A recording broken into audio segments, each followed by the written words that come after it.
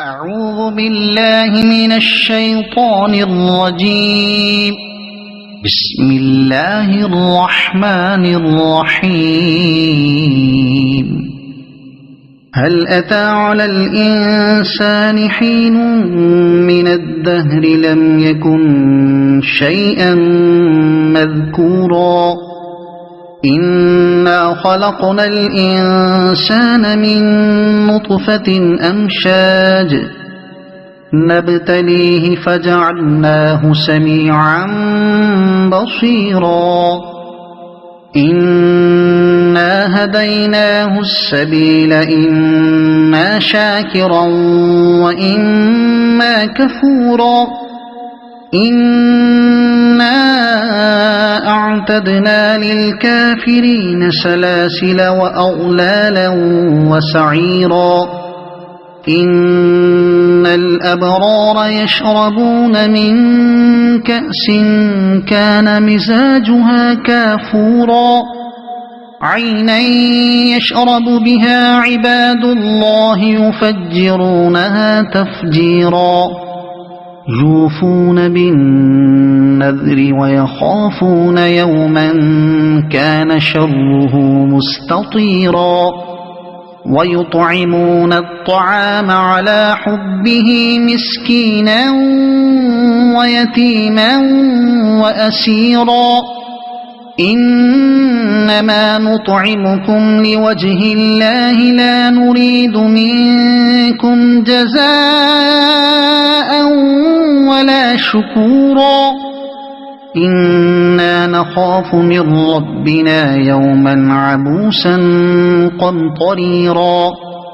فوقاهم الله شر ذلك اليوم ولقاهم نضرة وسرورا وجزاهم بما صبروا جنة وحريرا متكئين فيها على الأرائك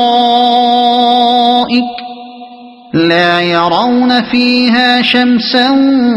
ولا زمهريرا ودانية عليهم ظلالها وذللت قطوفها تذليلا ويطاف عليهم بآنية من فضة وأكواب كانت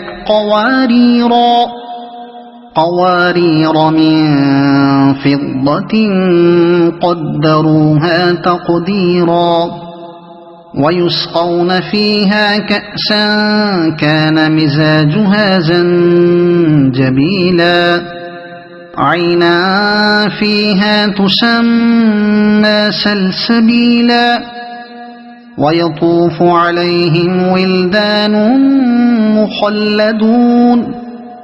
إذا رأيتهم حسبتهم لؤلؤا منثورا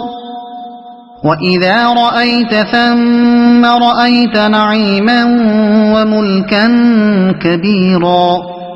عاليهم ثياب سندس خضر واستبرق وحلوا أساور من فضة وسقاهم ربهم شرابا طهورا إن هذا كان لكم جزاء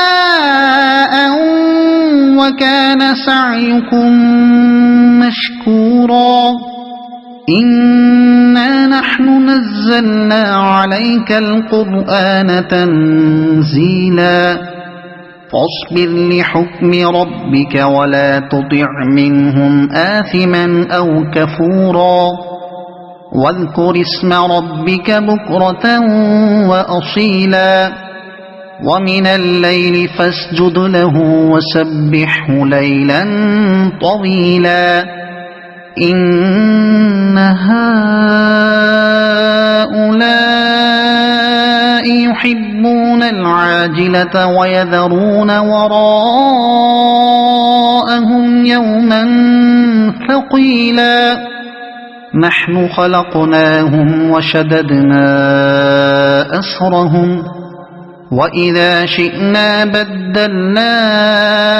أمثالهم تبديلا